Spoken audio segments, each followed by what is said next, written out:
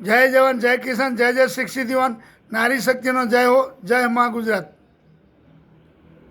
આજનો વિડીયો બનાવીએ આપણા આરટીઓ માટે કે ગુજરાત સરકાર જે કાયદાઓ બનાવે છે એ ખરેખર ઘણા બધા કાયદા ખોટા પણ છે અને ડ્રાઈવરોને જે વ્હીકલ ચલાવે છે કોઈ પણ હોય, 2 વ્હીલર, 3 વ્હીલર, 4 વ્હીલર કે ગમે એટલે વ્હીલ હોય, પણ એના માટે નુકસાનકારક છે. કેવી રીતે બતાવું? તમે એની દંડની સંખ્યા વધારવાથી શું કાયદો અમલમાં આવશે? નહીં આવે. દંડનો રૂપિયો વધારવાથી સરકારમાં પૈસો આવશે? નહીં આવે. બીજું, આ વિડીયો બરાબર સાંભળજો દરેક વ્હીકલવાળા, અને તમને લાગે કે નહીં ખરેખર આમની વાત સાચી છે તો શેર કરજો, કોમેન્ટ કરજો, ફોલો કરજો, ભૂલતા નહીં. હવે સરકારે કાયદો બનાવ્યો કે ભાઈ આટલા વજનથી વધારે વજન ભરવો નહીં ગાડીમાં, 20 ટનથી 22 ટન ભરવું નહીં. તો ભલે કાયદો બનાવ્યો, પણ આજે વાત કરું છું કે ચલો 20 થી 22 ટન માલ ભર્યો તો એ નુકસાન કોને જવાનું? મેન્ટેનન્સ ગાડીવાળાને આવવાનું. સરકાર એને મેન્ટેનન્સ નથી આપતું, એટલે મેન્ટેનન્સ ગાડીવાળાને આવવાનું. વધારે માલ ભરે તો મેન્ટેનન્સ કદાચ આવે તો ગાડીવાળાને આવવાનું. તો પછી આ કાયદો કેમ? બીજા નંબરમાં કે એનો વીમો ફરજિયાત, તો વીમો પણ કેમ? એ તો એની ઈચ્છા હોય ભરે, બનાવે, ના ઈચ્છા તો ના વીમો ઉતરાવે. એમાં સરકારનામાં કંઈ લેવા દેવા જ નહીં આવતું, કેમ કે વીમો નહીં ઉતરાવે તો એનું મકાન વેચવું પડશે. એટલું કોઈ નુકસાન થશે, ખૂન જ્યાં બી એક્સિડન્ટ થશે, કંઈ બનાવ બનશે તો એને મકાન વેચવું પડશે, એ એને જોવાનું. એમાં સરકાર કંઈ રૂપિયા તો આપી દેતી નથી. તો આ પણ ખોટું છે. બીજું, દાખલા રિક્ષા લઈને જાય છે તો રિક્ષામાં 6 પેસેન્જર કેમ ભર્યા, 5 પેસેન્જર કેમ ભર્યા? તો પેસેન્જર ભર્યા તો એની ગાડી છે, ગાડી એની, પેસેન્જરો એના, ભાડું એનું. તો આમાં સરકારના શું આમાં નુકસાન જાય તો બતાવો. મેન્ટેનન્સ આવશે, રિક્ષાવાળાને આવશે. ખાલી સરકારે એક કાયદો રખાય કે ભાઈ એની ગાડી પોતાની છે, કોઈ ચોરી નથી ને, એક કાયદો રખાય. આરસી બુક જેને કહીએ આપણે, એ રખાય. બાકી 6 જણ ભરે, 4 જણ ભરે, 2 જણ ભરે, 5 જણ ભરે, એ એનો વિષય રહ્યો. પણ આ એક પૈસા લૂંટવા માટેના કાયદાઓ બનાવ્યા સરકારે.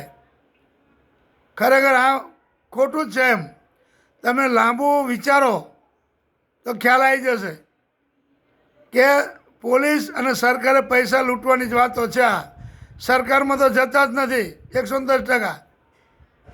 ભાગ્ય એક જ કેસ બનાવતો હોય તો ખબર નહીં, એ સરકાર એમ કે આટલા કેસ બનાવવાના તો બનાવી દે, બાકી પૈસા લૂંટ જ છે.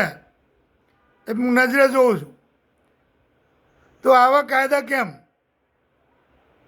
એના આ પેલી લાઇટ નથી ને આવી લાઇટ લગાવીને, હેલોજન લગાવીને, ચાઇના લાઇટ લગાવીને, પણ એમને તમને શું તકલીફ છે? ગાડી એની છે, રસ્તામાં ચલાવશે કે બનાવ બનશે એનો બનશે. એમાં કંઈ સરકાર તો કંઈ એને આપી દેતી નથી કંઈ.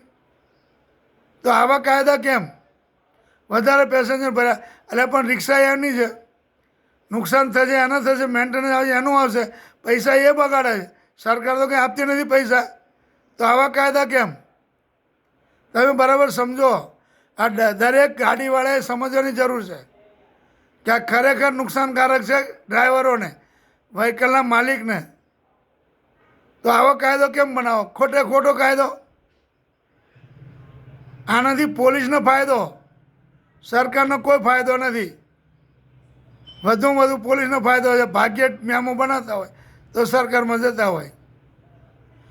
બાકી જેટલું તમે કાયદા બતાવો, લાયસન્સ નથી, હેલ્મેટ નથી, આરસી બુક નથી, એટલે એકમાં 3,000, 9,000 થયા એટલે પોલીસ વાળા તરત કે લાય 3,000 હાલ, છેલ્લે 1,500 લઈને છોડી મૂકશે. તો સરકારને કોઈ ફાયદો નથી. એટલે દંડને જે રકમ વધારી ખરેખર ખોટી જ છે. અને આ ખરેખર હું આનો વિરોધી છું.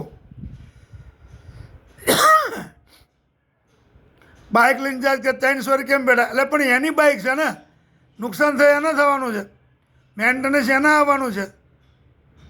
એમાં સરકાર કંઈ આપી તો દેવાની નથી, પોલીસ કંઈ આપી દેવાની નથી, તો કાયદા કેમ ખોટા ખોટા કાઢવાના, એમ મારું કહેવાનું એવું આવે. તો આ બધા કાયદા કાઢી નાખો, ખાલી આરસી બુકનો રાખો. આરસી બુક એની હોવી જોઈએ, અને જો ભાડે ફેરવતો હોય તો એનું ભાડા કરાર બનાવેલો હોવો જોઈએ રિક્ષાનો. એવા કાયદા કાઢો તો કોઈનું વાહન ચોરી ગયું હોય તો ખબર પડે. પોતાનું વાહન બીજાનું ભાડે આપો તો એ ભાડા કરાર બનાવો, જે રીતે આપણે મકાનનું બનાવીએ એ રીતે. આ ગાડી નંબર આ ફલાણું, આરસી બુક આ, એની ચેસિસ નંબર આ, આટલા જે કંઈ હોય બધું વિગત લખો અંદર, અને ભાડા કરાર બનાવીને આપી દો એને. પોતાની ગાડી પોતાની રીતે ચલાવો દો. પણ આવી હેરાનગતિ કેમ? અને ચૂંટણી આવે ત્યારે જ પોલીસ હેરાનગતિ કરે છે, તો કેમ આવું? જે ગરીબ માણસ 2 પૈસા લાવીને ધંધો કરીને ઘરમાં લાવે અને સાંજે ખાવા પામે, એ સરકારને ગમતું નથી, તો આવી રીતે હેરાનગતિ ઊભી કરે છે. એટલે આ બધો કાયદા બધા બંધ કરાવો, ખોટે ખોટા કાયદા બધા બંધ કરાવો. ખાલી આરસી બુક હોવી જોઈએ બસ, બીજું કોઈ કામનું નહીં. આ બધા કાયદા ખોટા પૈસા પડાવવાના ધંધા છે. આ બધા પબ્લિકને હેરાન કરવાની વાતો છે, ડ્રાઈવરોને હેરાન કરવાની વાતો છે. બાકી ખરેખર મારું માનવું આ કાયદા બિલકુલ ખોટા છે. જય જવાન, જય કિસાન, જય જય શિક્ષિવાન, નારી શક્તિનો જય હો, જય માં ગુજરાત. આ ગુજરાત સરકારે ધ્યાન આપવાની જરૂર છે.